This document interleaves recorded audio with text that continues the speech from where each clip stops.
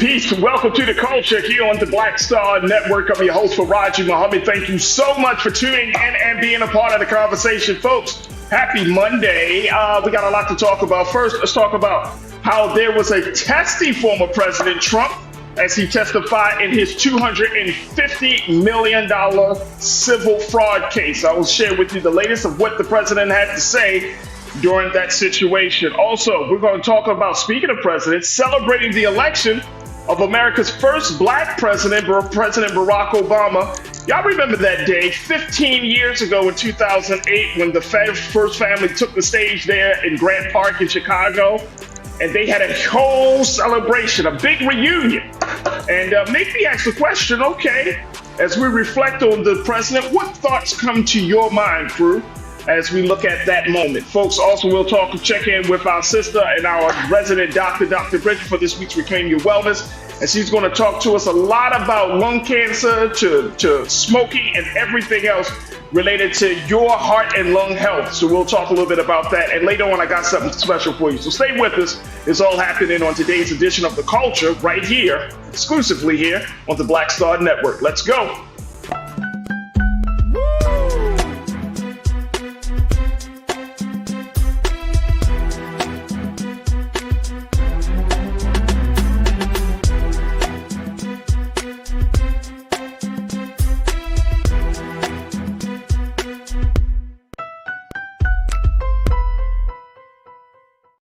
All right, folks, welcome to the culture here on the Black Star Network. I'm your host, Farajii. Thank you so much for tuning in and being a part of the conversation. I'm your host, Farajii. I did say that, didn't I? I did say that. Happy Monday, folks. Happy Monday as we are as we're kicking off another fantastic week of news and information, and more importantly, dope-ass conversations, cultural, social, political conversations with you today. And I'm very, very excited about what we got lined up for you. So let's jump right in. First and foremost, though, we have to let you know that we are streaming on our home network of blackstarnetwork.com. Make sure you go to our website today, download the app for free, and of course, follow us on social media. We would love to connect with you.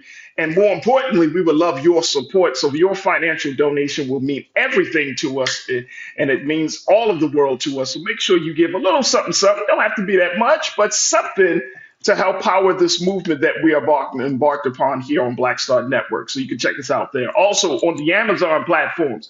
You can find us on Amazon News on your Fire TV. Also, we're on Amazon Prime Video, and that's where you can find us on Prime Video app under Live TV, then go to News, or Amazon.com under Prime Video, the Live TV, the News.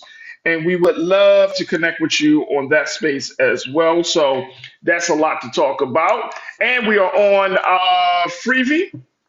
It is on our Freevee that you can find us right now on Freevee, under News, as well as Plex TV, 24 hours a day, 7 days a week.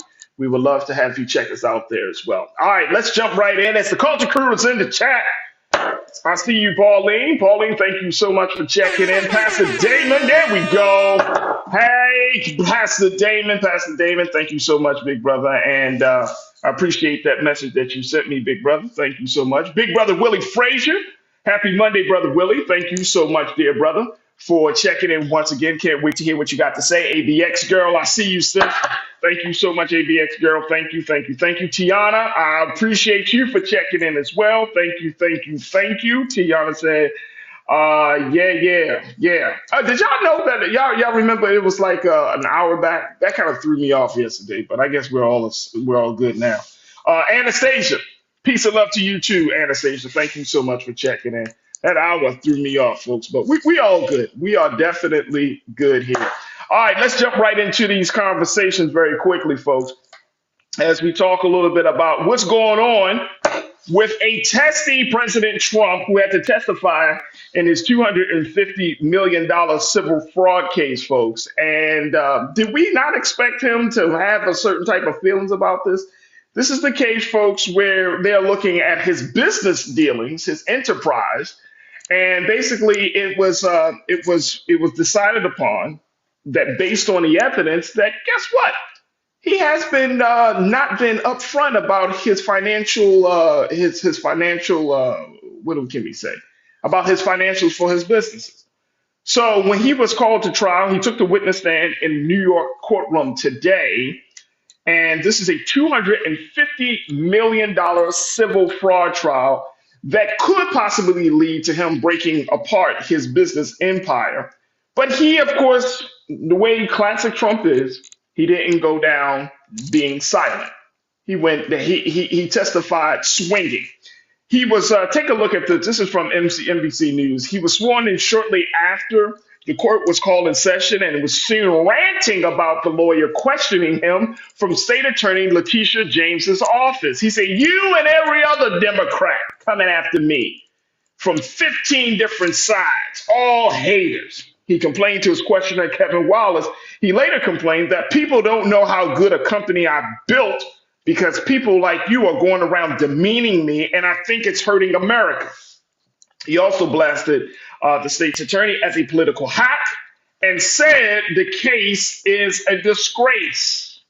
Now, we have been doing our part here on Black Star Network, streaming this whole scenario going down. So you can definitely take a look at our stream. If you haven't had a chance, go to blackstarnetwork.com and you can take a look at that. But he was testifying before State Supreme Court Judge Arthur Engoron, whom he mocked on his True Social platform as crazy, totally unhinged, and dangerous. That sounds familiar. Sounds like a description maybe of himself.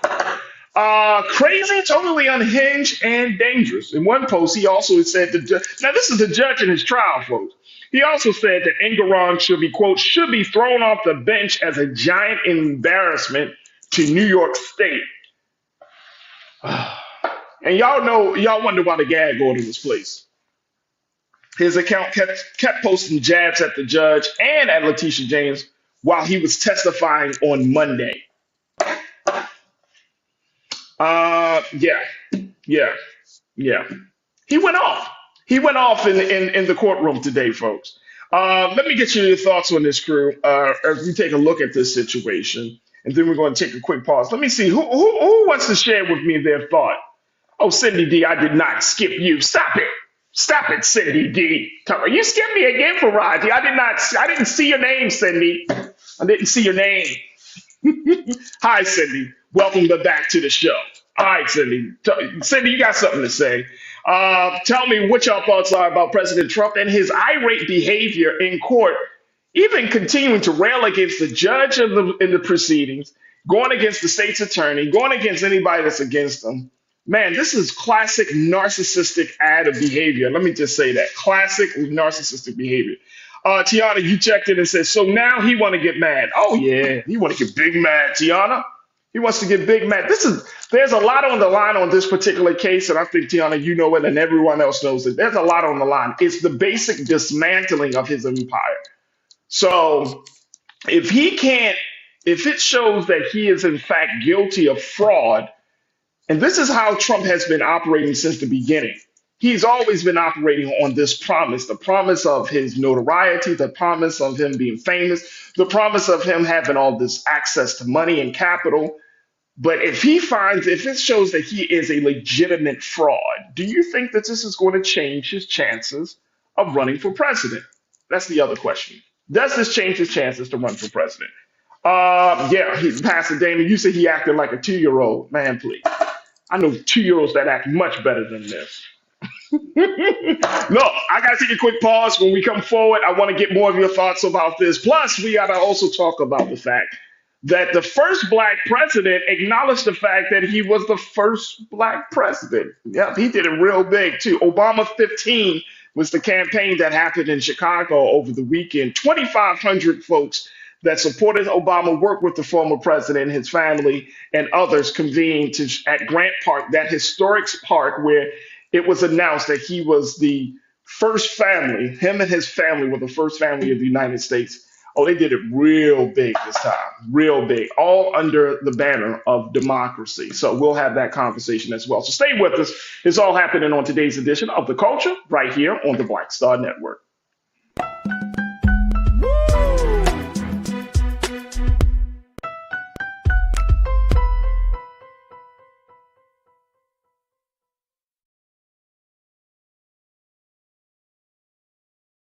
When you talk about blackness and what happens in black culture, we're about covering these things that matter to us, speaking to our issues and concerns. This is a genuine people-powered movement. There's a lot of stuff that we're not getting. You get it, and you spread the word. We wish to plead our own cause.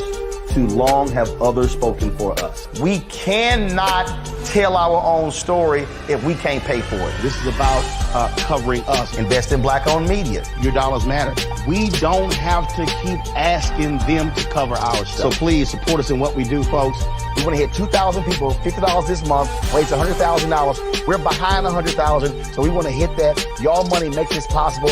Checks and money orders go to PO Box 57196, Washington, D.C. 20037-0196. The Cash App is $RM Unfiltered. PayPal is R Martin Unfiltered. Venmo is RM Unfiltered. Zelle is Roland at RolandSMartin.com.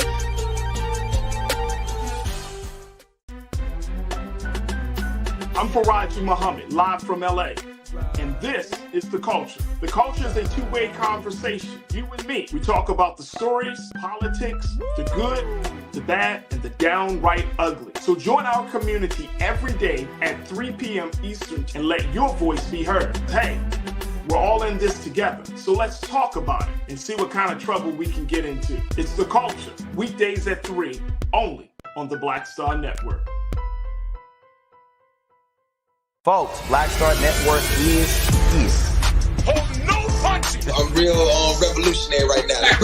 Support this man, Black Media. He makes sure that our stories are told. Thank you for being the voice of Black America, Roland. Stay black. I love y'all. All momentum we have now, we have to keep this going. The video looks phenomenal. See, this difference between Black Star Network and black-owned media and something like CNN. You can't be black-owned media and be scared. It's time to be smart. Bring your eyeballs home. You dig?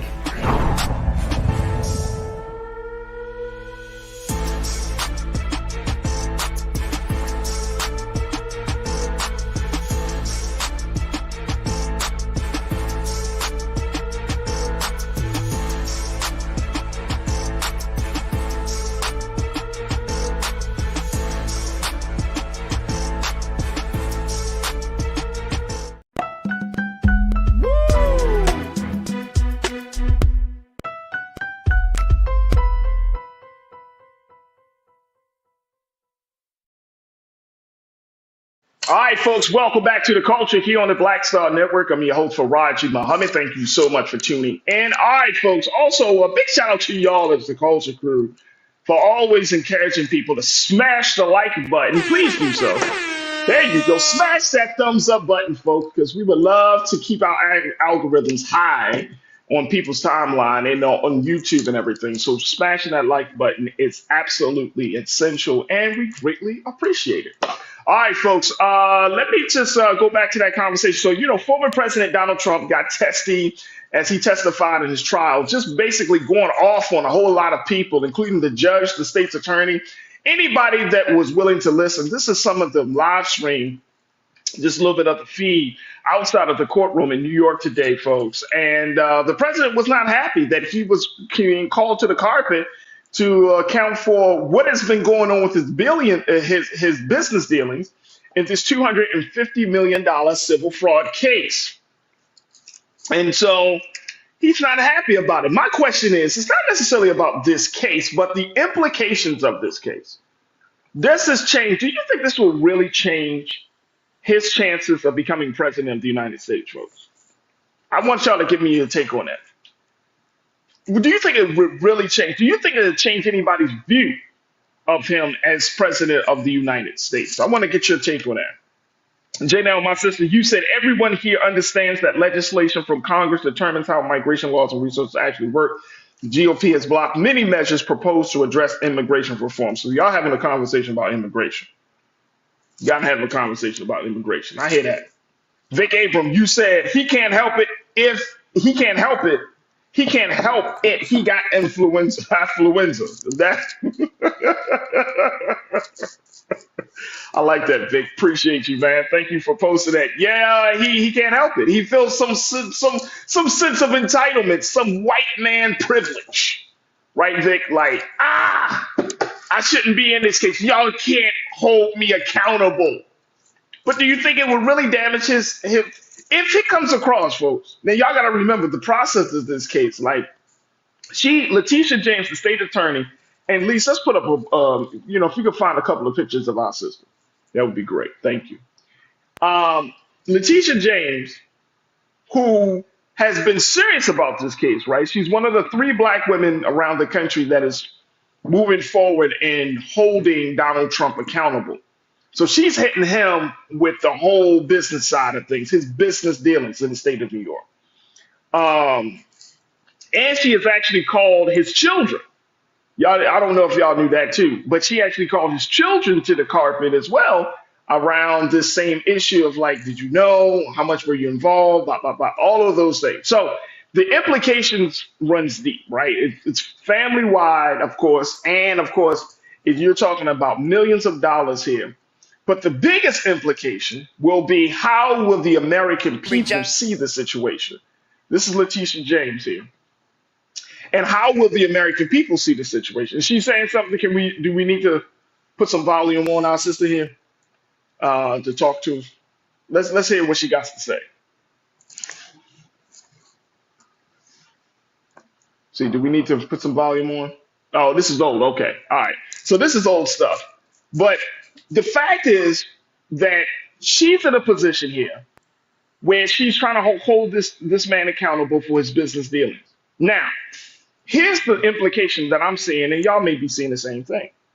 If he can't keep his money, there he is right there. If he can't be honest about his own business dealings, what makes you think he could be honest about the dealings and the affairs of the great office of the President of the United States? So we gotta ask ourselves that. We gotta ask ourselves that. Can he be honest about that? Can you put a person who is indicted who is on trial for fraud? Can you put them in the United States in the president's office? Yeah, there we go. Tiana, you said this is what happens when you don't hold children accountable. They grow up to be like the great pumpkin. Wow, y'all going for the jugular today. I hear that. Okay. Pastor Damon, my brother, you said face it. When it comes to politics, people are blind when it comes to who they are going to vote for. And ain't that the truth? Hey, Pastor, isn't that the truth? It's like we do not see the full person. We see this imagining, this other person. When they speak to our interests, they speak to our values, they work for us. That's a great point. Excellent point. Real Brooklyn, thank you for checking in, bro. You said, hell no. If anything, he is getting more traction in the popular lane. People are actually seeing him as human. But here's the question, though, Real Brooklyn. When we do see him as human, how many more people will like him as a human being? I mean, if he's going against the judge, if he's railing against all these people, right? Every time he steps out into a courtroom, he's just, the gag order, all of those things.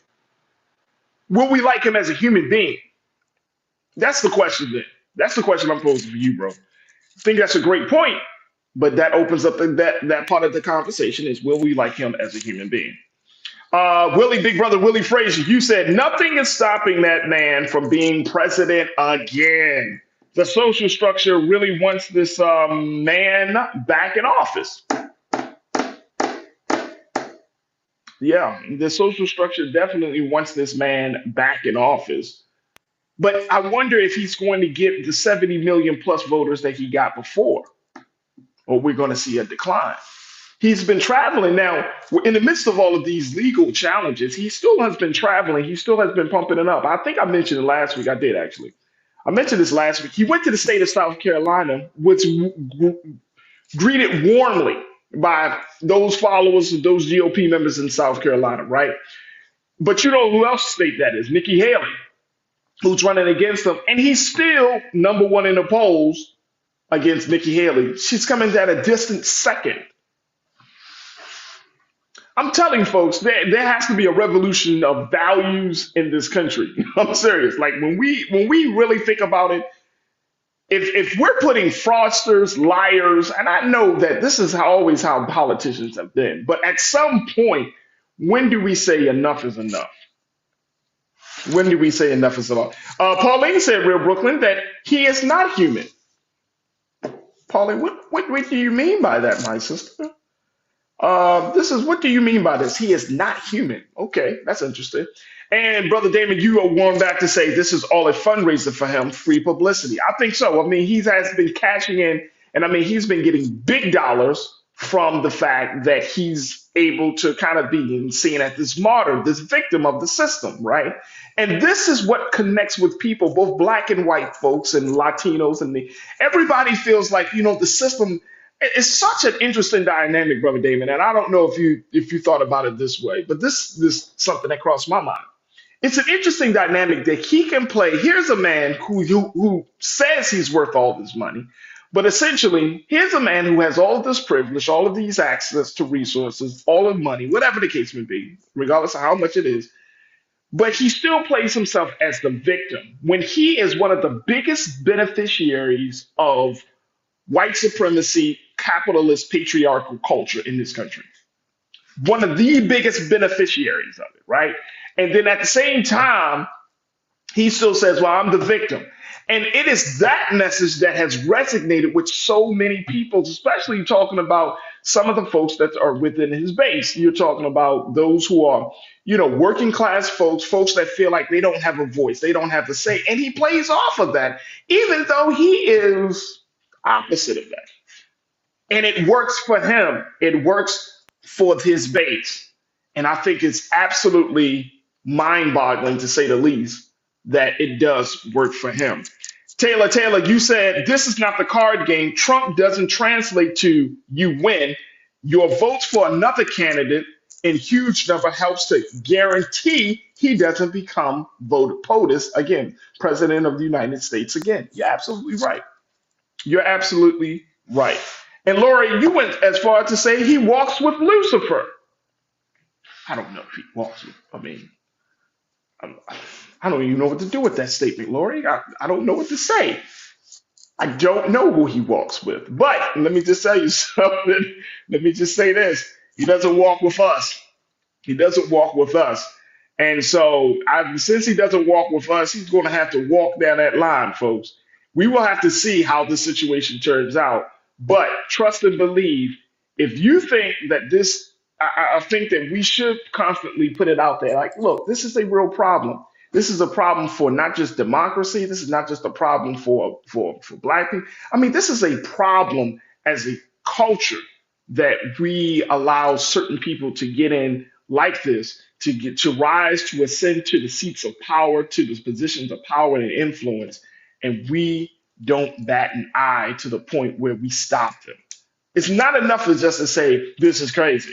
But it's something totally different when you say, this is crazy, and this is not the place, this is not what I want to see in this country.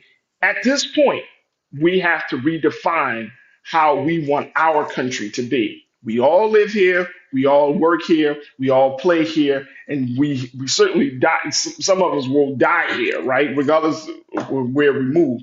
But this is home, and we have to take more responsibility and ownership of the country we want to see, and not the one that we're currently in.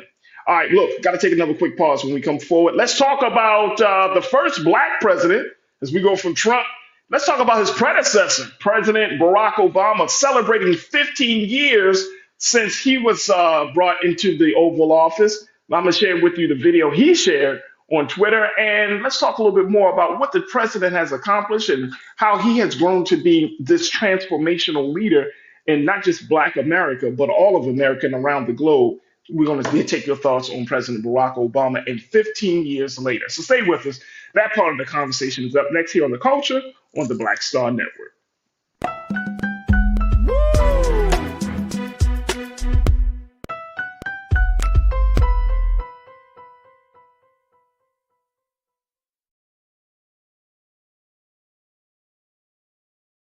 Folks, Black Star Network is here.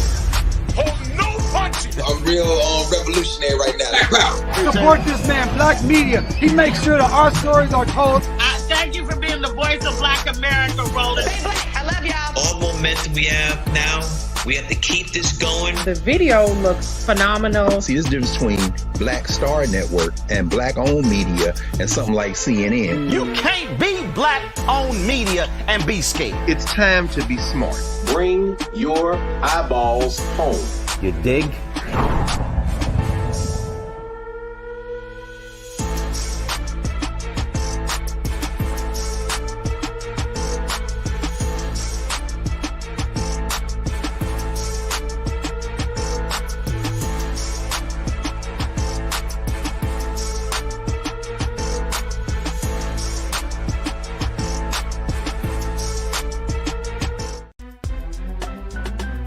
I'm Farajii Muhammad, live from LA. And this is The Culture. The Culture is a two-way conversation. You and me. We talk about the stories, politics, the good, the bad, and the downright ugly. So join our community every day at 3 p.m. Eastern and let your voice be heard. Hey, we're all in this together. So let's talk about it and see what kind of trouble we can get into. It's The Culture. Weekdays at 3, only on the Black Star Network. When you talk about blackness and what happens in black culture, we're about covering these things that matter to us, speaking to our issues and concerns. This is a genuine people-powered movement. There's a lot of stuff that we're not getting. You get it, and you spread the word. We wish to plead our own cause.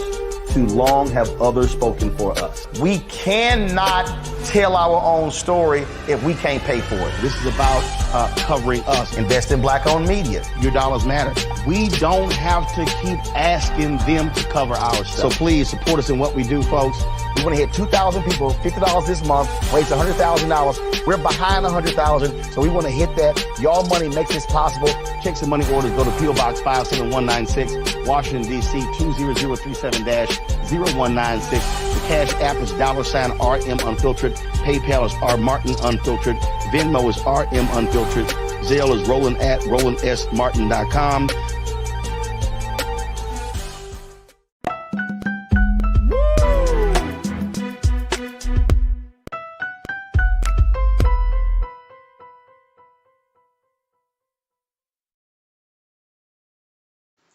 All right, folks, welcome back to The Culture here on the Black Star Network. I'm your host, Farajii Muhammad. Let's talk a little bit about what happened 15 years ago. Well, you know what?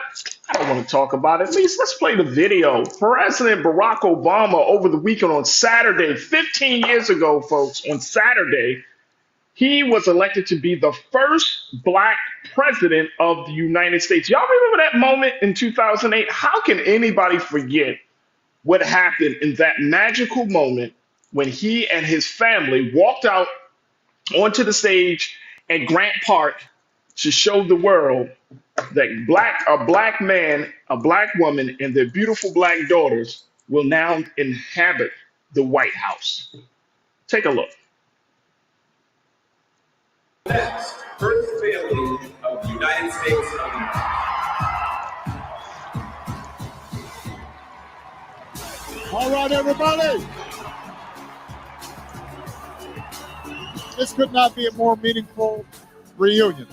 We could not be more proud and inspired by you. Keep on doing the work you do.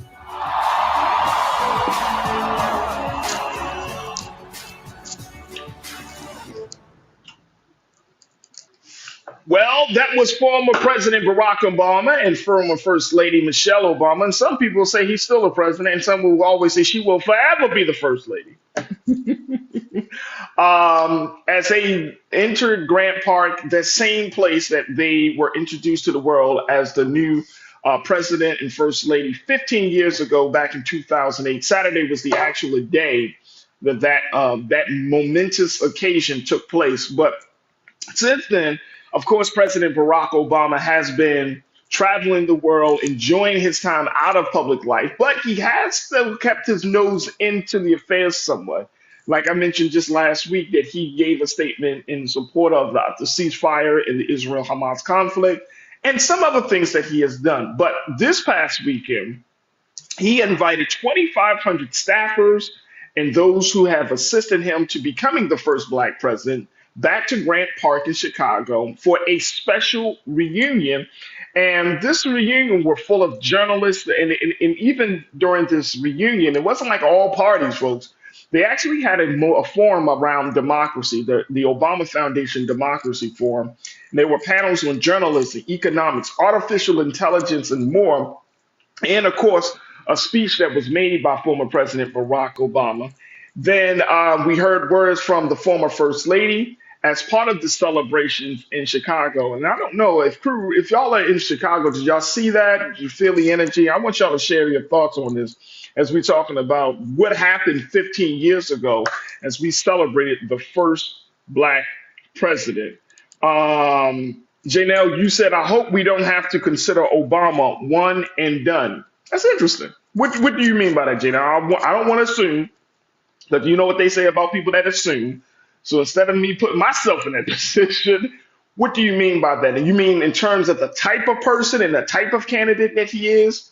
Transformational leader. We know President Barack Obama, and I appreciate you, Danielle. Thank you so much for posting that.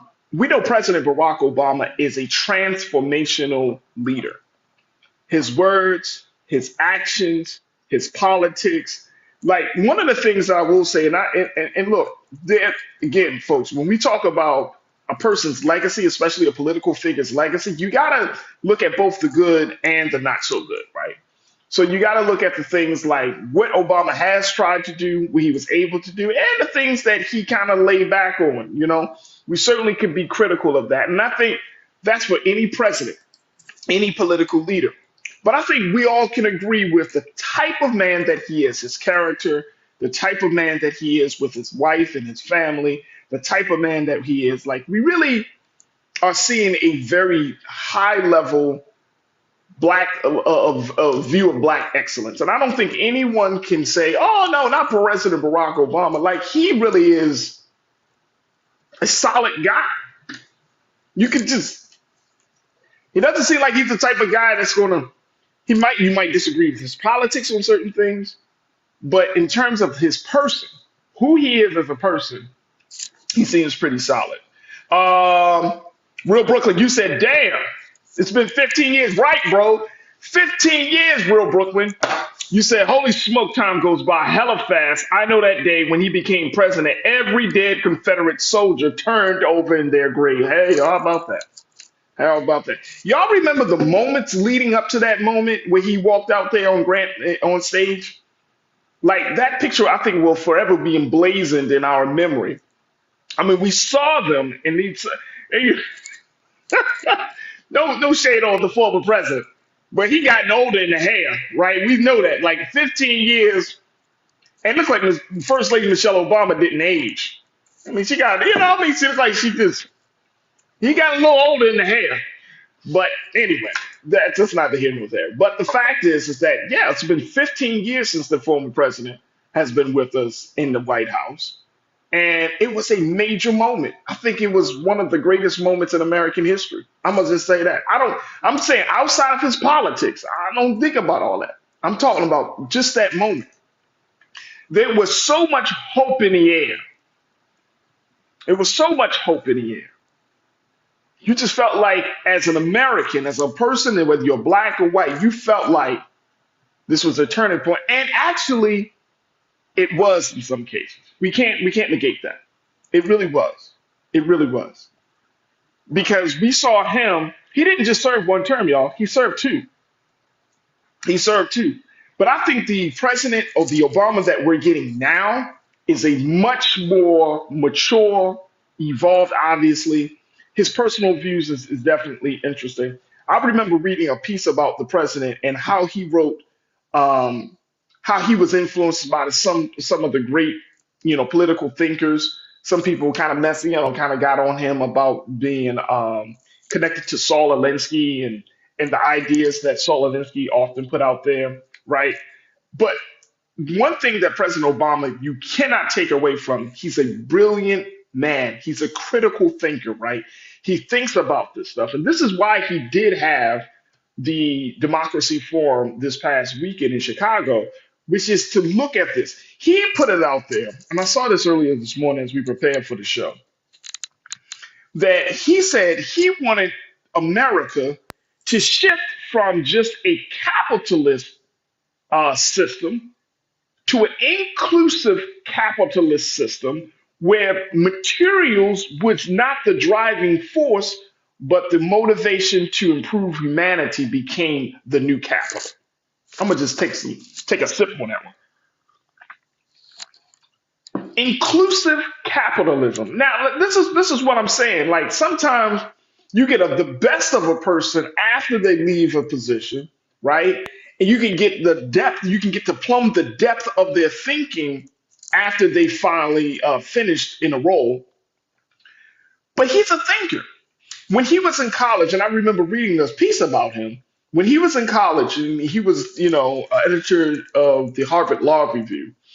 And after he got some time out of college, like doing the work of community organizing, he wrote notes on how to restructure the whole American system of and what democracy could look like that could actually work for the benefit of Black folks and marginalized people.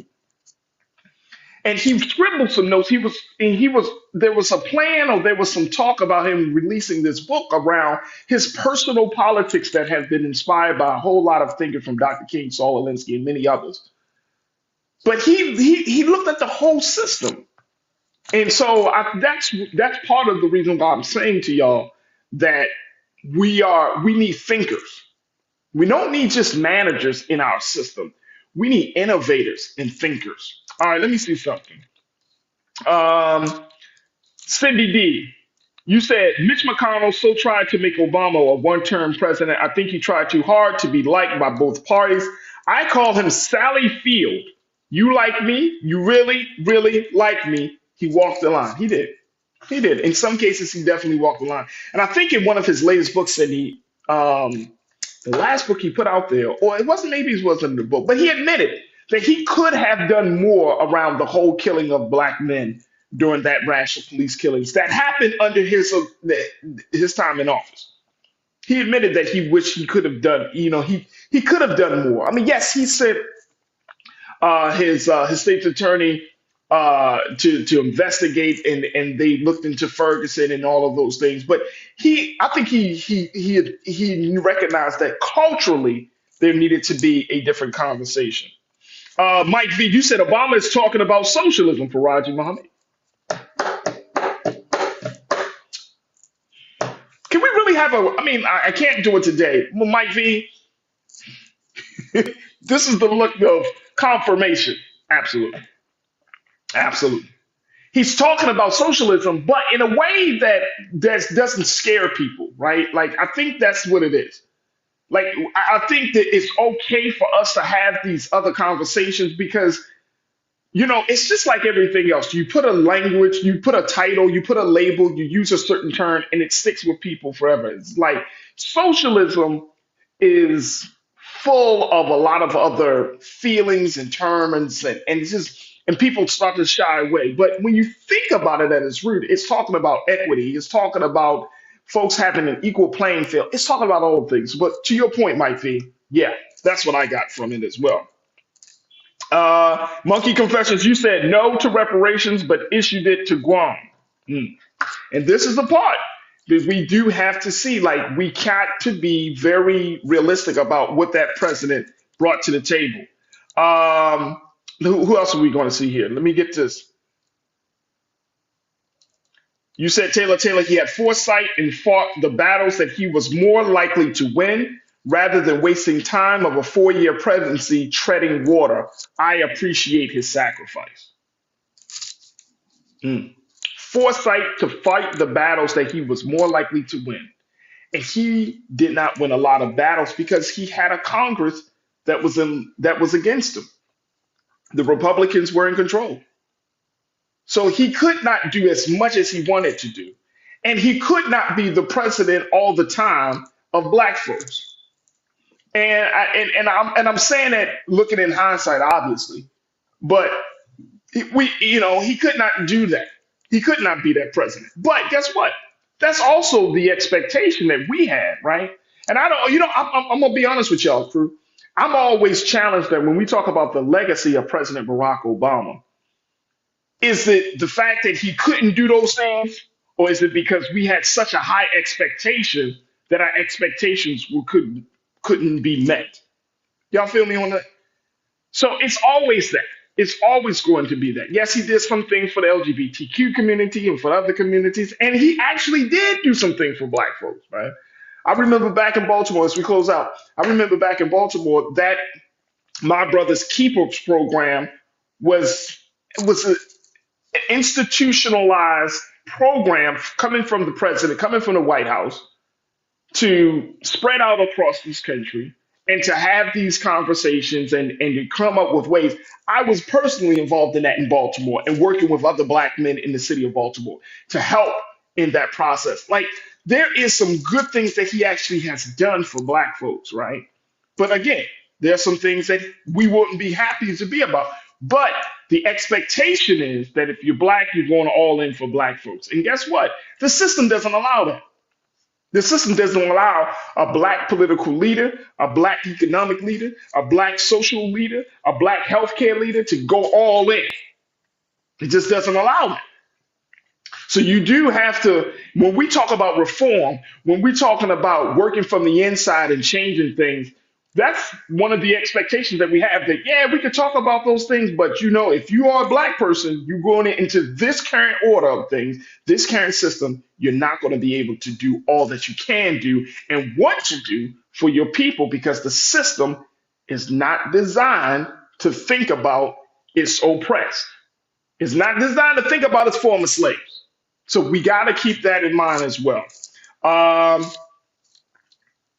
Tiana, I'm going to end on this note because I think it's an excellent point. You said, I hate to see what happens when a black woman becomes president. Lord, Lord, Lord, may God be with us. I would love to see it. Absolutely love it. I would vote 16 times for the system. I would love to see it. But the culture, is the culture ready for that? The culture wasn't ready for a woman president in Hillary Clinton. Maybe it's because of Hillary. Maybe it's because of who she is. Maybe it's because of the fact she's a woman.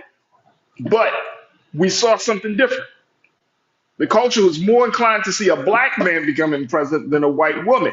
I don't know if that's going to be the same challenge that would face a black woman running for president, but are we ready to see a black woman in that seat, in that position? Different conversation. Much, much different circumstances now than it was 15 years ago. So big congratulations to President Barack Obama, and more importantly, his family, and for getting through those 8 years. Y'all remember that walk they took that? As I close out, I remember that moment. Remember when they got to the White House, that inauguration day, and they took that walk? Y'all remember that walk? And y'all remember what everybody was thinking? Y'all remember that? Like, boy, don't step out that car. Please wave from the car, Mr. President. Please wave. God had his hand on that, family. So he had to do what he had to do. He played the role that he needed to play. But trust and believe, from what I got from his presidency, it doesn't matter whether you're black or white, as Michael Jackson said, right? When the country is in a different space and the country is not fully ready for change, then this country can never say that there wasn't an opportunity to change. This country can never say that we didn't offer you the best, the brightest that we had, because President Obama, Michelle Obama, some of the best and the brightest thinking black folks we ever produced from this generation. So there can be no excuses made. You didn't want that man in office. You talked bad about his wife and the family, and now you want some redemption. You want some what do they say? Some leniency. It may not happen. It may not happen. Look, I got to take a quick pause when we come forward. Let's talk about health and well-being. We're going to be checking in with our resident doctor, Dr. Bridget, for this week's Reclaim Your Wellness. Stay with us. It's The Culture here on the Black Star Network.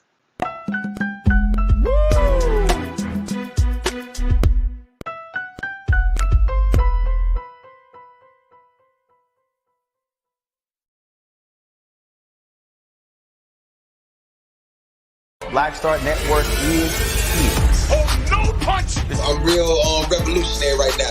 Thank you for being the voice of Black America. All momentum we have now, we have to keep this going. The video looks phenomenal. See, there's a difference between Black Star Network and black-owned media and something like CNN. You can't be black own media and be scared. It's time to be smart. Bring your eyeballs home. You dig? When you talk about blackness and what happens in black culture, we're about covering these things that matter to us, speaking to our issues and concerns. This is a genuine people-powered movement. There's a lot of stuff that we're not getting. You get it, and you spread the word. We wish to plead our own cause.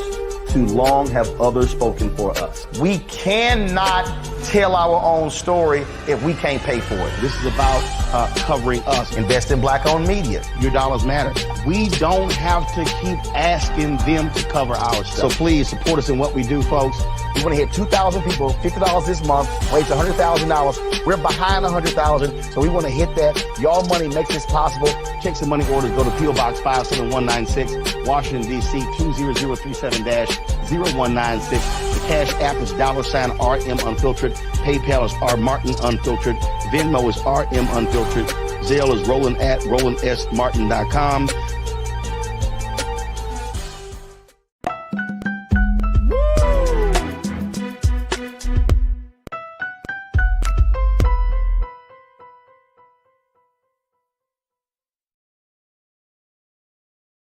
All right, folks, welcome back to The Culture here on the Black Star Network. I'm your host, Farajii Muhammad. Before we jump into the second half of the show, I want to invite you to make sure y'all check us out on all of our platforms. But our original platform, our home platform, is blackstarnetwork.com. Make sure you download the link, download the app, follow us on social media under Black Star Network, and more importantly, give something to help us in this digital movement that we are embarked upon. So make sure you go to our website today at blackstarnetwork.com, and we would love to get your support. We also streaming live on Amazon News, on your Fire TV. We're also streaming on Amazon Prime Video, as well as Freevee and Flex TV, 24 hours a day and 7 days a week. And of course, we're streaming on social media platforms, Facebook, and you can find us under Roland Martin's YouTube page, and you can join us in the chat right now to be a part of the illustrious culture crew that's just jamming right now. A lot of great thoughts, a lot of questions, and more importantly, just a lot of sentiment around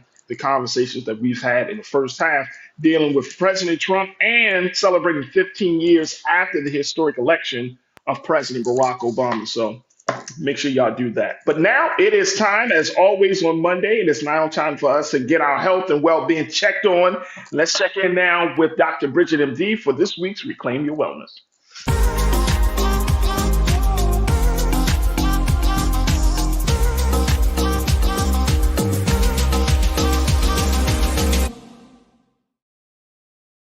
Dr. Bridget MD. How are you, Farajii? I'm good. How are you, Doc? Pretty good. Pretty good. Good. Hey, Doc, real quick question. Yes. 2008, 15 years ago, where were you when President Barack Obama was elected and you saw him walking out there on stage? Where were you at that moment? Wow. So I was living in Solon, Ohio. I have to overdo everything. So my kids had, I ordered these T-shirts that said I can be president. And I think, even though they were little, I think I did like a fake little voting booth at my house. So before they went to school that morning, they had to vote on dinner. And then I counted the ballots and made dinner that day. And then we sat around and watched it on TV. And I way overdid it. I definitely did. I love it. But memorable, right? And so that's what it was about. I wanted to make it memorable for them. I never forget when Wolf Blitzer said it's at 11 o'clock p.m. Eastern Standard Time. He said the votes have been tallied. You know how he get that voice, the votes have been tallied. Barack Obama is the president. And I remember just like, oh, what? Yeah. And then you see him coming out on stage, you're like, woo! You just felt like. But I like that. I like the idea of the little voting ballots. I like that. Like, what you want for dinner? That's cool. That would never happen in my family, but it's all good though. Because my children be like, we're not voting. We're just telling you. Yeah, right. You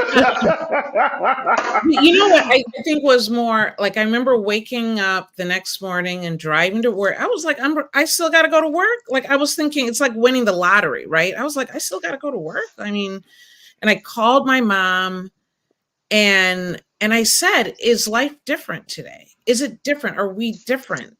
You know, because you literally felt like everything must have changed, right? Like everything's got to be different now.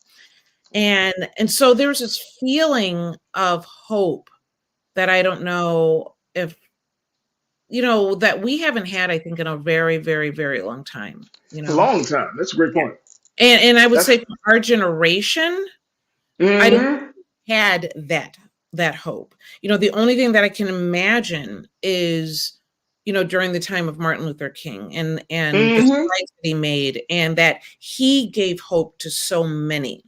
And I don't think our generation has ever really, I think it was inspiring when Jesse Jackson was running, and it was almost like in disbelief, like, is this possible? Can we do this? What's going on? And to see his work, and, because we don't get here on our own, and to see the work that he did, and then to have it come to fruition through Obama was, that was exciting. Very exciting. It was very exciting. Very exciting. Where were you? Did you have your own practice? I was working. I was at the Cleveland Clinic, so I had my own practice, but through the Cleveland Clinic. Yes. Gotcha. Well, that is very. I had to pick your brain on that because I don't want people to think like Doc was in there, y'all. Y'all don't know about Dr. Bridget. She be around in places and spaces. Next thing you know, you be like, Dr. Bridget was there. I'm surprised Dr. Bridget was like, yeah. So I was backstage at Grant Park. I'm gonna start making up, because you want to hear a good. I'm gonna make up some stuff and see what you say. No, I don't want to do that. We're supposed to trust you. No, we don't want to do that. Very quickly before we take our next pause, you do want to talk about something that I think is very important and very interesting, because you plan out like 3 different pieces around this idea of like lung cancer, lung health, and just talking about smoking in general. And when we come back, I want to kind of get your take on this, because smoking seems to be. It used to be a major like health epidemic, right? Like it just seemed to be like this very big thing, cultural thing, but it's not anymore as much as it used to be. Am I wrong in thinking that, or is it just? You're absolutely wrong.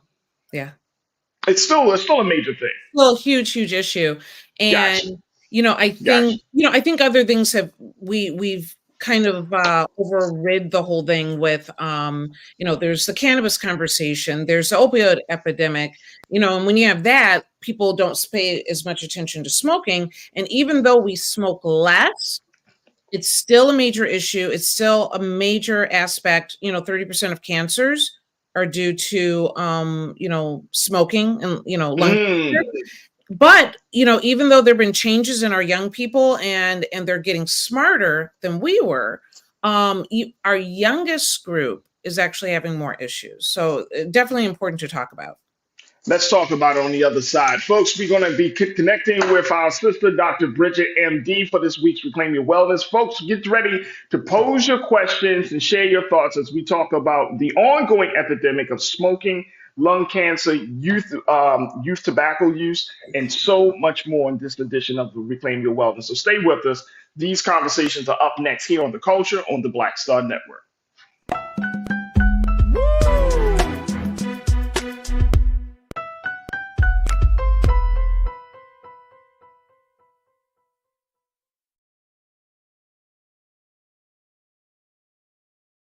Pull up a chair, take your seat.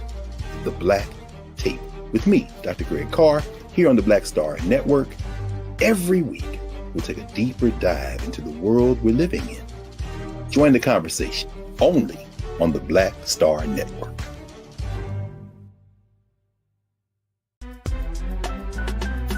I'm Farajii Muhammad, live from LA. And this is The Culture. The Culture is a two-way conversation. You and me. We talk about the stories, politics, the good, the bad, and the downright ugly. So join our community every day at 3 p.m. Eastern and let your voice be heard. Hey, we're all in this together. So let's talk about it and see what kind of trouble we can get into. It's The Culture. Weekdays at 3, only on the Black Star Network. When you talk about blackness and what happens in black culture, we're about covering these things that matter to us, speaking to our issues and concerns. This is a genuine people-powered movement. There's a lot of stuff that we're not getting. You get it, and you spread the word. We wish to plead our own cause. Too long have others spoken for us. We cannot tell our own story if we can't pay for it. This is about covering us. Invest in black-owned media. Your dollars matter. We don't have to keep asking them to cover our stuff. So please support us in what we do, folks. We want to hit 2,000 people, $50 this month, raise $100,000. We're behind 100,000, so we want to hit that. Y'all money makes this possible. Check some money orders. Go to P.O. Box 57196, Washington, D.C. 20037-0196. The Cash App is $RM Unfiltered. PayPal is R Martin Unfiltered. Venmo is RM Unfiltered. Zelle is Roland at RolandSMartin.com. Folks, Black Star Network is here. Oh, no punches! I'm real revolutionary right now. Support this man, Black Media. He makes sure that our stories are told. Thank you for being the voice of Black America, Roland. Hey, Black, I love y'all. All momentum we have now, we have to keep this going. The video looks phenomenal. See, this difference between Black Star Network and black-owned media and something like CNN. You can't be black-owned media and be scared. It's time to be smart. Bring your eyeballs home. You dig?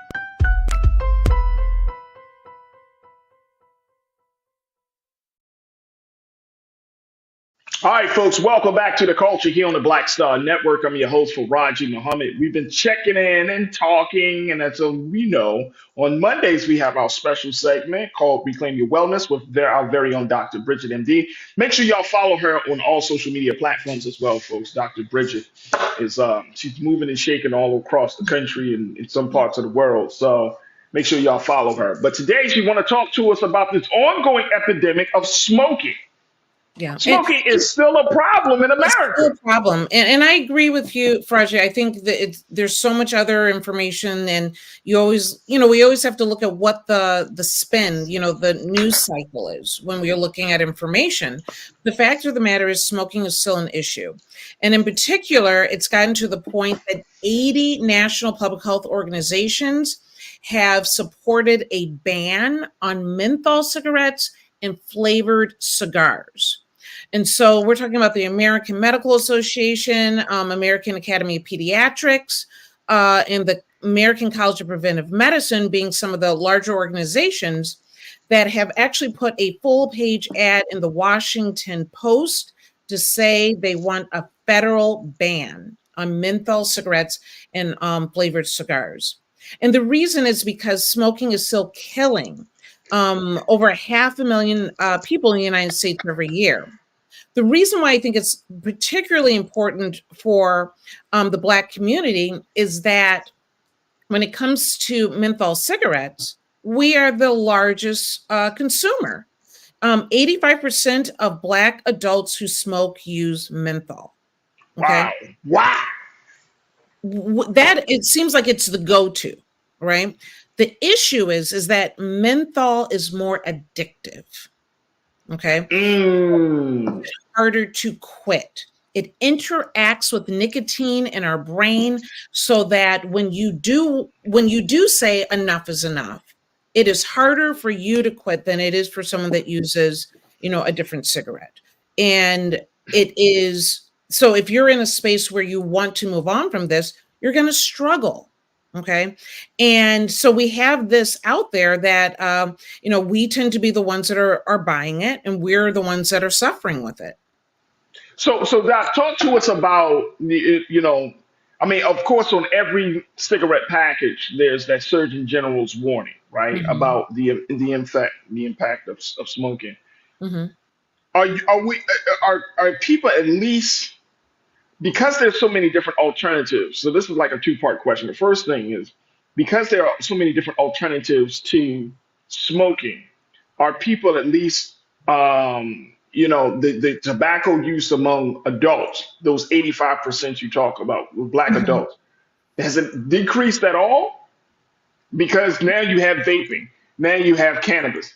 I mean, is that all these other like alternative forms, kind of breaking up that majority hold that smoking has, that tobacco has on folks? It has, but at the same time, I mean, there are definitely different means, right? Like you said, that there's the e-cigarettes, but that keep in mind the e-cigarettes don't make it better. Even though e-cigarettes were originally planned and created to help people quit smoking. Okay. Yeah. It's supposed to be a device that allowed people to slowly get away from nicotine and still deal with that hand to mouth routine that they're used to. But the tobacco companies got a hold of it, and they're actually more potent than a pack of cigarettes themselves. And so they created a bigger monster in essence. And so even though there are other options out there, hasn't stopped people from still using the menthol cigarettes. Most people that use menthol cigarettes aren't aware that it's going to be harder for them to quit them. And Yeah. then when you're talking about 30% of cancers are related to this, it's a big issue. So keep in mind that if we prohibit menthol cigarettes, it would save 650,000 lives and Mm. 255,000 Black lives. So Is that we per year? Is that per year, Doc? right in the US within over a 40-year period. So if we ban it today, we Yeah. would save 654 lives in the US within 40 years. So that over time, with it decreasing that use, we would see this increase in our population, people that would have died that will not.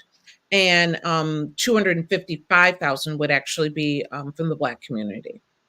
What is in menthol that makes it so dangerous? So it does make it easier and more palatable to begin with, but also the menthol is interacting with your brain and with the nicotine so that it enhances the nicotine's addictive quality.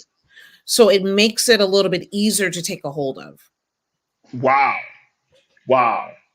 Yeah. And this is an ongoing conversation. We've seen this politically, administration after administration. Is there any health organization that's really advocating for this to happen? Well, I mean, 80 different I think 88 or no, 80 different organizations have agreed that there needs to be a ban. What I think needs to be understood is that the National Association of Tobacco Outlets, which are about 66,000 stores that sell tobacco products, are very much against the ban. And that, probably of no surprise, right? That they Right. don't believe a ban on menthol cigarettes or flavored cigars will suddenly make people smoke less, and they think it would actually increase criminal activity. I guess they believe that people will start making their own or stealing them, or I'm not quite sure, but they think it'll Mhm. increase criminal activity. So, but let's not, ignore the obvious. If they have a ban on menthol cigarettes, that is going to cut into their pockets significantly. As a doctor, as you kind of looking at this whole conversation, like what and I'm sure you got a number of patients that come in with symptoms or health issues because of smoking. What do you Mhm. tell them? Don't, you know, don't. Right, right. I definitely How do you break that up though? How do you break up that addictive quality that menthol has? How do you help a person get off of that? right. So I really start with what is their history, right? And so I find out how long they've been smoking, because it makes a big difference in how difficult it might be to quit smoking, right? And so I try to understand how long have they been smoking and how that might play into how difficult that may be. I try to understand their lifestyle, right? So if you want people to make a life change, you really have to have an understanding of what they're dealing with to begin with, and whether they're actually ready for change. And so if they have a high stress life, it's about how, before I even talk about the smoking, I want to know what other ways can we use for you to manage the stress in your life? What do we need to do to get rid of some of the stress in your life? Because if I just say, oh, you have all these problems and you smoke to kind of relax and kind of maintain, but I don't actually address the problem that makes you smoke in the first place, how successful are you going to be? So I start with, what is the problem, first of all? And then when we're ready, and I know that, you're committed to quitting, then I try to find things to help you get away from the habit, the physical habit, whether it's chewing gum or some people chew on straws or toothpicks or different ways. There's so many ways to approach it. I've tried to find out what's the best way for you. But I think what we don't discuss is, why were you smoking in the first place? And I start there. Justice, you can't prescribe justice. You can't be like, oh, get a dose. Hey, here's some justice in a bottle. Go down to the pharmacy.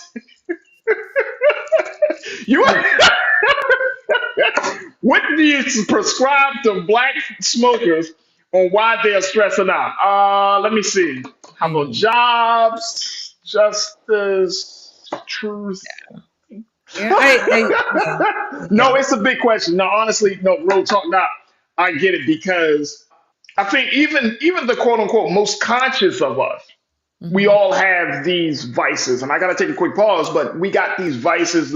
We're trying to cope through the day to day, right? We all are trying to figure this thing out. And even though we know, some people, this may not be smoking. It might be an excessive diet, an extreme diet regimen, or it might be excessive exercise. And I know people go to the gym and run and do all of those things. So we all, I think, to that point, to that big question you posed, it speaks volumes about where we are in this country. Like we're still trying to figure out how to deal with stress, how to cope with day-to-day existence, right?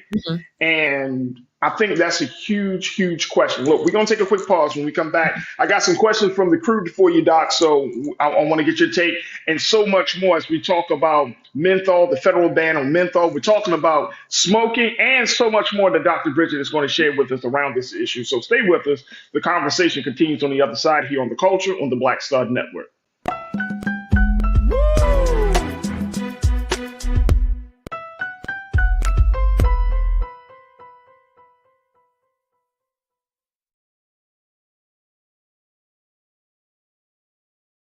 Black Star Network is here.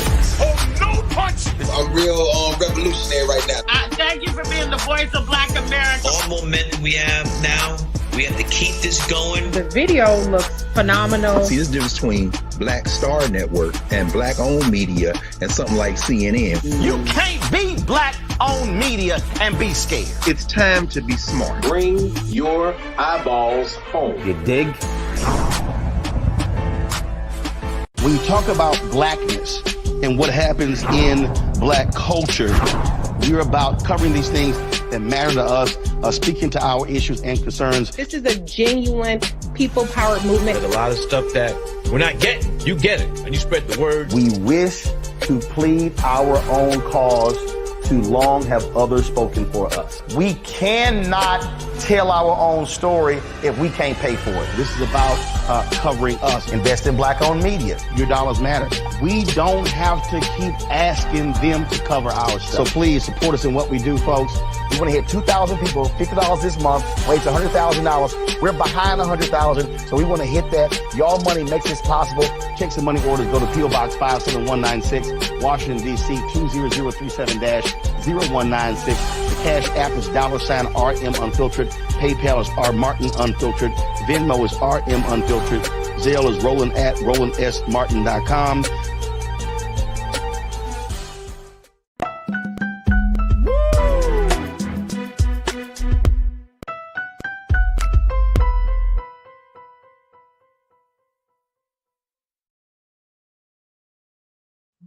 All right, folks, welcome back to the culture here on the Black Star Network. I'm your host, Farajii Muhammad. We've been checking in with Dr. Bridget, MD, for this week's Reclaim Your Wellness segment as we talk about smoking. And Dr. Bridget's got so much information she want to share with us this afternoon about where we are with this ongoing epidemic that continues to take so many people's lives, whether it's through addiction or whether it's through the act itself in terms of fatalities. And so we're talking about it, breaking it down. But there is a resistance, there's a pushback on this idea of banning menthols, which can be found in all of your consumer cigarettes. There's still a lot of pushback on banning menthols. And this is where I think, Doc, this is when things get a little bit dicey. Because here is a product that's on the market. And people know the risk. I don't think anybody who lights up a cigarette don't think about the health implications of that particular product. Right. So I think that happens, but we're in a culture too, which pretty much kind of like, hey, this is cool. Right. This is, I mean, remember when smoking back in the, say 50 years ago, smoking was introduced as being the cool thing to do, right? Like your favorite actors and all of those. This is the cool thing. But now we're at this point in 2023 when we're saying, look, this is really harmful to people. This is really killing people.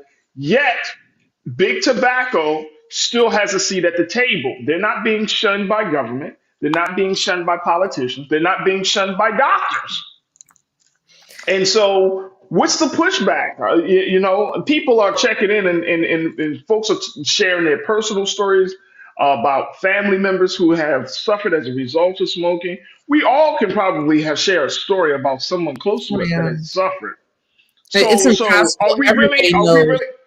Yeah, everybody knows somebody, right? Everybody knows somebody, lung cancer or death, right? So how far along have we really gotten in this effort to try to cut down on the consumption of cigarettes and people smoking? Do you think that we have made great progress in that space yet? Yeah, I mean, we're definitely making changes, so don't get me wrong. Smoking has definitely decreased, and our high school students are actually, making some of the better decisions at this point. We were very concerned about high school students taking on e-cigarettes and those issues, but overall tobacco use among youths has actually dropped slightly, but it's dropped by about 1% since last year. And this is mainly due to a decrease in e-cigarette use by high school students. And so Peter, is promising. So I was going to say, because P. Jackson checked in and wanted to know. She said, I think more young people are vaping. Can the doctor speak on the health risk with vaping? Yes. So I would say that, let me say that high school students are decreasing. The message has gotten out. And I know just even with my own daughters, there's definitely, they kind of turn their nose up to the kids that are vaping. Now, is it a problem in schools? Without a doubt. Bathrooms are filled with it and there's issues, but the message is getting there. So that makes me feel a little bit better that some of the work that we're doing, some of the high school students are decreasing their use. The problem is that among middle school students, overall tobacco use actually increased from 4.5 to 6.6%. And basically they're using everything. They're cigarettes, cigars, the middle school kids, I don't know, they're losing their mind, I guess. They are using more and more products. And I guess it's that experimental phase and that time, but I don't think the message has gotten out to them the way that we have focused on our high school students. And we are going to have to work harder to protect them. Okay, absolutely. Willie Fraser said, Doc, I have a friend that tried to quit cold turkey and damn near died. Is there anything medically behind this? Well, I mean, I guess it depends on what that means. So I will tell you that in the course of quitting, I often see patients develop a little bit of a bronchitis, and a lot of my previous smokers will say, I don't remember being this sick when I was smoking, but it's usually because you're now cleaning up your lungs. Your lungs starting to work more, you're getting some of that gunk out, and in the course of it, sometimes, you're a viral infection, sometimes a bacterial infection might occur. But I would say by no means is this an issue where you don't quit smoking. You know what I'm saying? Like, it is simply that your lungs are actually waking up and working again. And they're trying to clear out some of the damage that you've done. So it's important to not discourage people in the course of their journey into quitting, because most people have to quit 3 times before it actually sticks. So we always want to encourage them to be mindful, know that they're ready, and to take another stab at it, because it will prolong and possibly save their life. Absolutely. Now, specifically when it comes to the menthol, it's not in every cigarette. So I don't want to necessarily say, keep smoking, just change brands. But I kind of want to say, if you want to quit smoking, change brands. Because if you're using a menthol cigarette and it tastes better, it goes, it's smoother as you're taking it in. The menthol brands are Newports. Everybody knows a Newport smoker. Cool and Salem cigarettes. They're all new menthol cigarette brands. And I guess what I'm suggesting, if it's time, what if you switch brands? And then from there, let's get you off of cigarettes entirely, right? Because it's harder to quit if you're smoking menthol. And these brands have been pumped into our communities. They've been pumped into our advertisement. Everybody knows somebody where they smoke these specific brands, and they keep smoking those specific brands, right? And we have to do better. And we have to say that if this makes it harder for us, let's put a ban on it. So it is, at least we don't have that against us as well. Right. And especially when you're having this conversation with the next generation of young people. Absolutely. Right. Now, the one thing that I want to say has changed, and I definitely want to make sure our audience is aware, is that there's even been a change in the screening guidelines around lung cancer. And that's what I want to talk about, Doc. I want to give us a quick break. When we come back, let's talk about that. And I still got some more questions from the crew. Stay with us, folks, as we continue to talk about smoking, the impact, the implications, and so much more right here on Reclaim Your Wealth, where you reclaim your wellness with Dr. Bridget here on The Culture on the Black Star Network.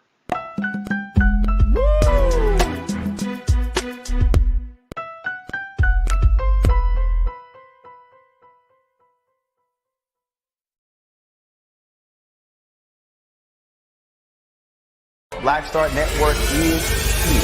Oh, no punch! I'm real revolutionary right now.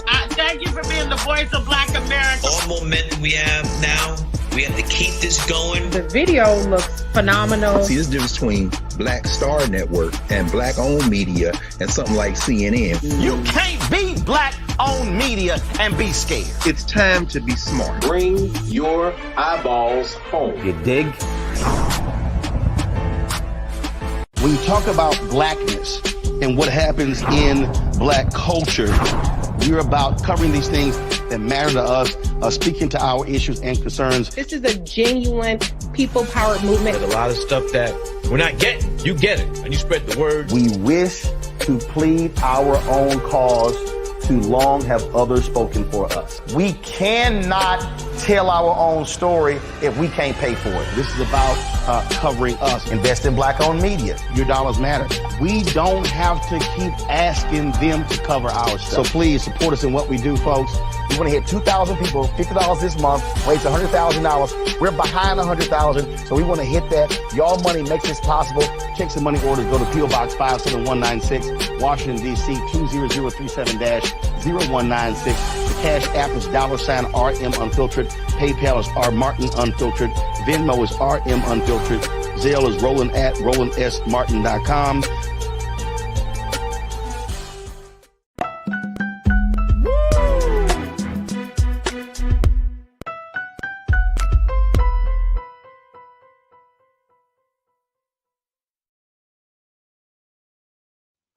All right, folks, welcome back to the show. We have been checking in with Dr. Bridget for this week's Reclaim Your Wellness segment. And Doc, you were talking about just the impact of smoking and more importantly, the impact that it has on the next generation of young people. You're making a point that according to new studies, that youth tobacco use has actually declined, even though it's about a small percentage, it's on the decline right now.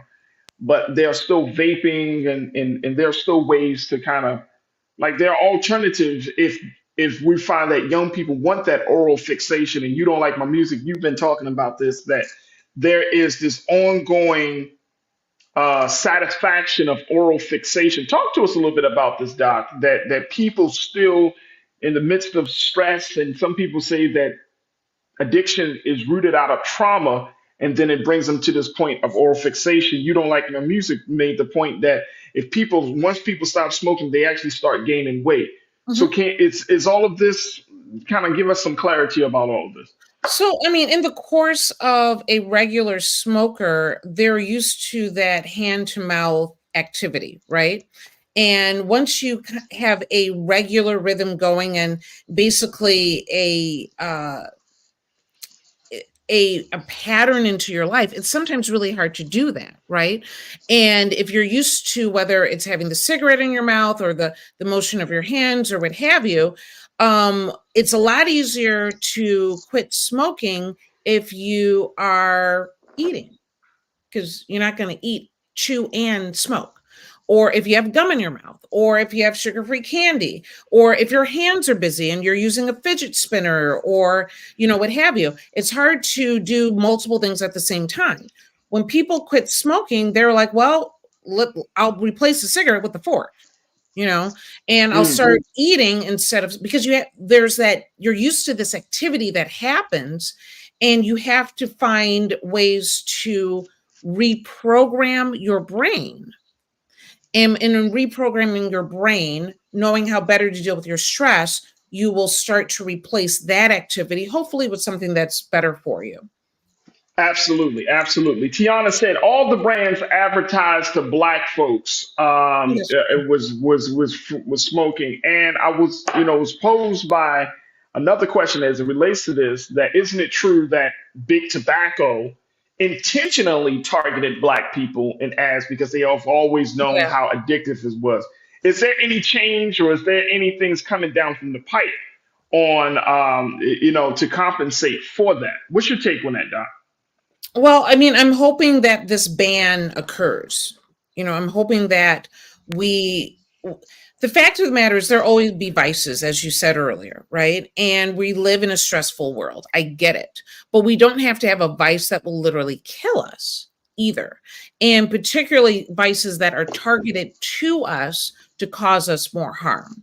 And so as far as there being any sort of awareness that since this was targeted towards the Black community, will there be a class action suit against that?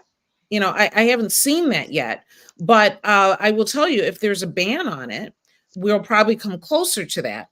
And I hope that, everybody wants to make money, and I'm sure that these tobacco retailers can see down the pipeline that they are struggling, particularly if we ban menthol and flavored cigarettes or flavored cigars, because basically if it tastes better, kids are more interested in it, adults stick to it longer. But we have to do better. We can't keep making poor health decisions, particularly at the sacrifice of other people's lives. Yeah, absolutely. So how does that play into cannabis use, Doc? Because some people might be listening to this conversation and they're saying, you know what about cannabis use? Isn't that the same thing, the same process? Taylor said, how can a person favor cannabis but speaking against vaping? Cannabis can be vaped.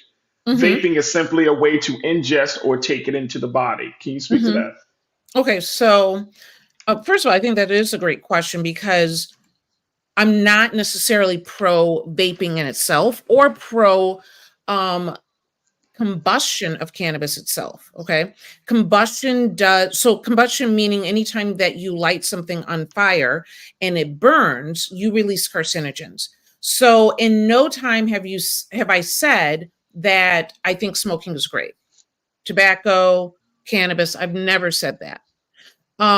When it comes to vaping itself, I don't think we have enough information to know the long-term effects, but I know that what we know right now, that compared to combustion, vaping is a better option. I did not say it's a favored option or that I think it is a go-to.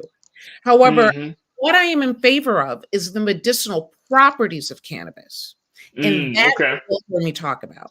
You will hear me also say that it is not nearly as addictive, okay? And at no point in time has it killed anyone. So if you have to choose your vice, you are better off choosing cannabis as an option than ever using tobacco or nicotine. And that if you're talking about choosing cannabis medicinally for pain, anxiety, what have you, opioids kill thousands of people every year and creates incredible addiction in our communities.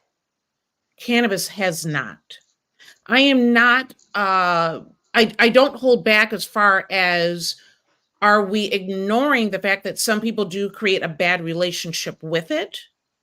And I am very conscious of making sure that I am on the right side of history, particularly since I started my medical career during or really at the onset of the opioid crisis. But I know for sure that what cannabis can do as far as cancer, anxiety, pain, diabetes, and so much more, that it is a better medicinal option that with even more research, it will become a standard part of our medical practice, and that nicotine has no point in any of this. Mm. Mm. So let's talk a little bit as we got the final few minutes, Doc. Let's talk a little bit about moving forward in this whole thing. Yes. What does that look like from your vantage point as a physician, as a healthcare professional? Right. So I'm very much aware that, I'm sure that we have some, tobacco smokers, in our audience and even people that have quit smoking. But the American Cancer Society has changed their recommendations as far as screening for lung cancer. And I think this is very important because we always haven't done a great job screening for it, because most of the time there's really nothing there per se that we can see until it is already too late.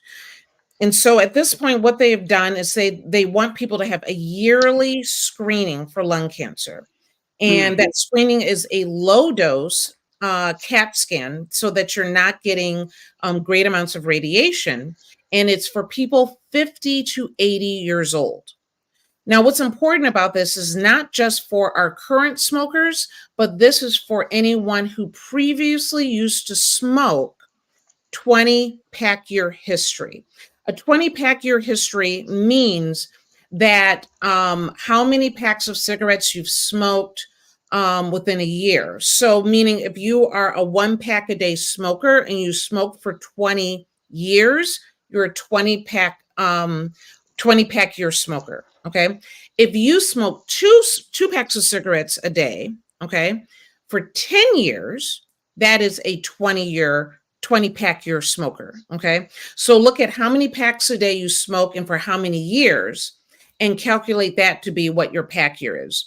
So if you're a 20-pack year smoker or previously were a pack year smoker, then you need to get a yearly CAT scan.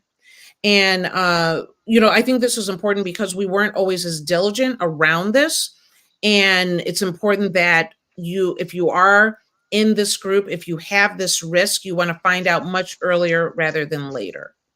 Mm. And so, is this something that insurance will cover in getting these type of to adhere to these new guidelines? Absolutely. So, if your insurance Okay. covers preventive health care, then it should cover this testing as well. Okay. Okay. And I know that there's the American Cancer Association, the American Heart Health. You have the Lung Cancer Association. Mhm. Could you provide any recommendations that Black folks can feel like, you know what, I'm going to a trusted institution or a trusted person to get more information and to keep up with this? Absolutely. So Without a doubt, look at the American Medical Association. They are front line as far as creating this ban on cigarette smoking or menthol cigarettes, and so they have a great campaign that's running around that. But go to your regular doctor for your yearly checkup and ask for the new lung cancer screening. And if they don't know, tell them to call me, I guess, but they should know.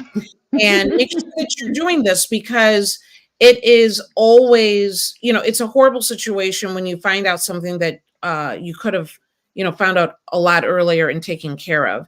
And now that they're putting this in place, it's important that we do so. The question has always been false positives, right? We always are careful that we're not sending so many people out for screening and that they're false positives, and now we're treating people for things that they don't actually have, right? And we're also very conscious of the fact that, just overdiagnosing in general, that, lung cancer screenings can find cases of cancer that probably wouldn't have bothered anybody. That's why it's ending at a certain age. At 80 years old, they're not suggesting that you continue doing the screening, because at that point, if you do have that, it might, your likelihood of expiring for some other reason is probably greater than the lung cancer itself. And that's considered overdiagnosing, where we're treating people for things that they didn't really necessarily need to be treated for in the first place. And we always want to be careful about the amount of radiation you're getting from CAT scans, which is why they're suggesting a low radiation CAT scan for this, so that you can be healthy without causing new problems and actually new cancers. I'm glad you're putting this out here, Doc. It's a lot to consider. Important. And I want people to tell their parents and tell, their sibling. And if just because you quit does not mean that you're out of you're out of the way of harm of this. Even though you quit, which is obviously better than smoking itself, you still need to get screened. Absolutely. Absolutely. Well, Dr. Bridget, I always appreciate you for kind of highlighting certain things. And this right here is so important. Lisa, let's put, Doc's contact information again on the screen. Because, folks, if y'all got some questions, you got some thoughts, some things that you wanted to share privately with Doc, you can do so. Go directly to her website.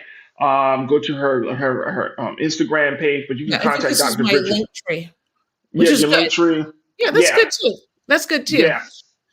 At info@bridgetmd.com, folks. Yes. Send her an email, info@bridgetmd.com. And you get to connect with Dr. Bridget Cole Williams, MD, and get all of the latest news and medical information and advice on how to make your life a little bit better and to reclaim your wellness. Doc, it's always a pleasure. Yes. We're doing the after chat tonight, and so we continue talking about this, and we're doing healthy relationships also tonight on attachment styles, so that you have attachment styles. Yeah. Is that real? Yeah, come on, join us. All I'm asking is it real? Now I'm gonna be in the therapist chair. Okay, yes, ma'am. Yes, ma'am. Dr. Bridget, thank you so much for all the great work, and more importantly, thank you for being so good for the culture. Thank you, Farajii. Absolutely. All right, folks, we got to take a quick pause. When we come forward, I got to share with you just some news. Stay with us. It's the culture here on the Black Star Network.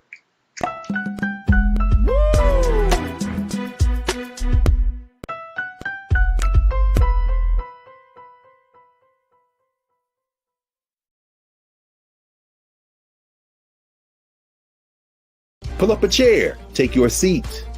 The Black Tape with me, Dr. Greg Carr, here on the Black Star Network. Every week, we'll take a deeper dive into the world we're living in. Join the conversation only on the Black Star Network. Black Star Network is here. Oh, no punch! I'm real revolutionary right now. Thank you for being the voice of Black America. All momentum we have now, we have to keep this going. The video looks phenomenal. See, there's a difference between Black Star Network and black-owned media and something like CNN. You can't be black own media and be scared. It's time to be smart. Bring your eyeballs home. You dig?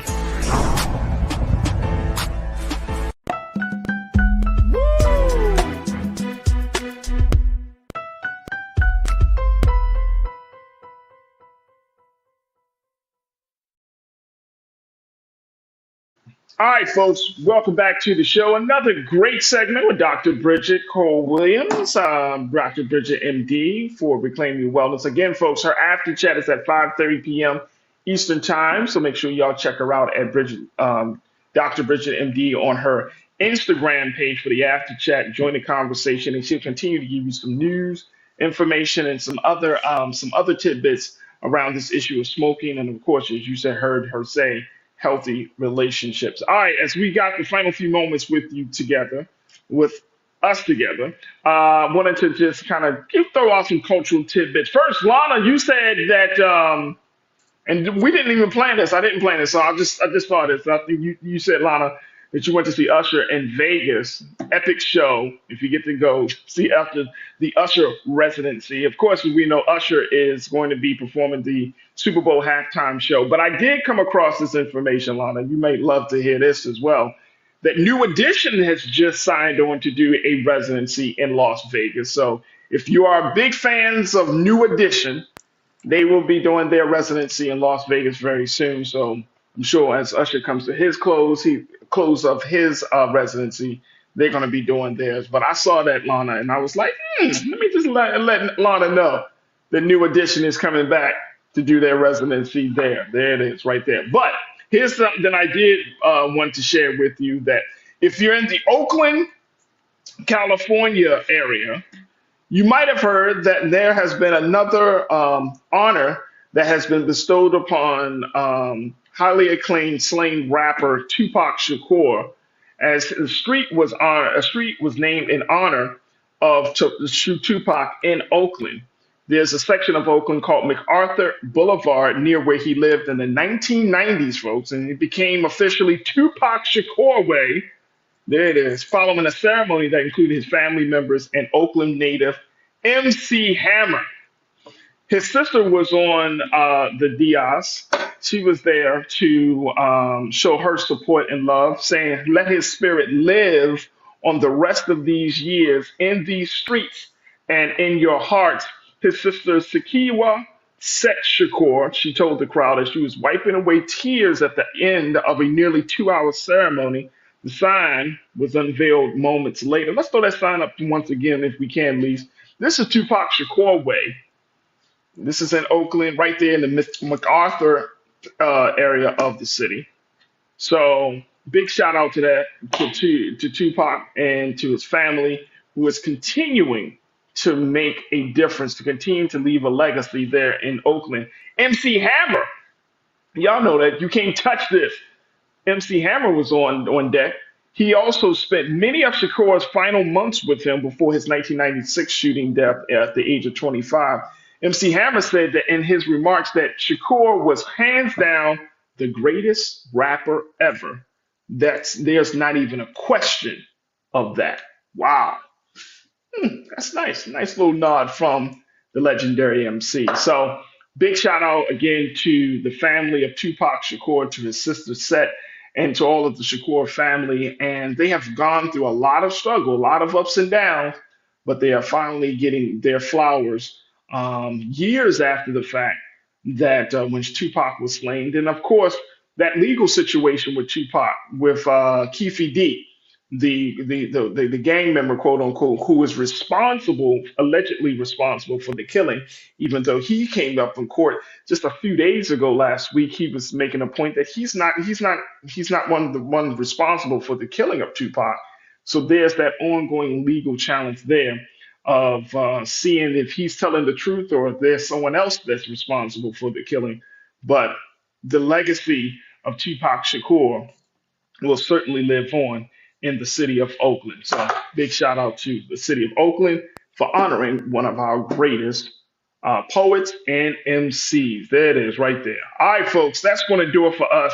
I thank each and every one of you for tuning in. Make sure y'all check out all of the latest streams that we have here on Black Star Network. You can download the stream. You can see everything from the footage that we had of former President Donald Trump going to court today to some of the other conversations that Big Brother Roland is doing. He's in Virginia talking about the importance of the black vote and so many other special presentations. Of course, we're still streaming the life and legacy of Richard Roundtree, who played that great character of Shaft.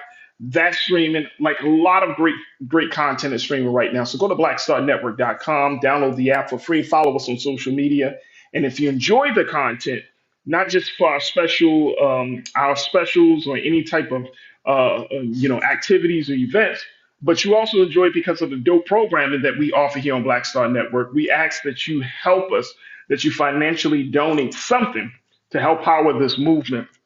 And I cannot thank you enough for your ongoing support of the culture here on the Black Star Network, because it means everything to have you check in each and every day, be a part of the conversations, be a part of the great culture crew, and more importantly, continue to show your support for this type of medium. So go to our website today at blackstarnetwork.com. Also, folks, keep your eyes on everything that's been happening on the political space. Tomorrow is election day for some cities, so we want to have some conversations around that. Like, what are the big things that are at stake? We are a year out, folks, from the national election, so I'm just going to prepare you.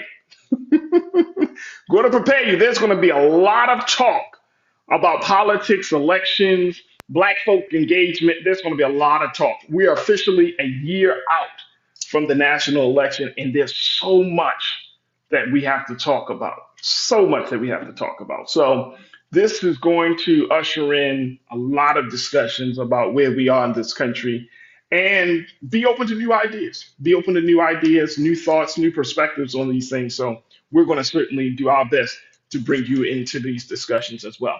All right, stay tuned. Up next at 6 p.m. It's Roland Martin Unfiltered, as always. But always remember this: never be afraid to challenge what's wrong. Stand for what's right while being yourself in the process. God willing, we will talk tomorrow for another exciting edition of The Culture, right here, exclusively here, only here on the Black Star Network. Make sure y'all follow me on all social media platforms at The Real Farajii. Thank you to my dynamic production team, and God willing, we'll see you tomorrow. Have a great afternoon and evening. Peace.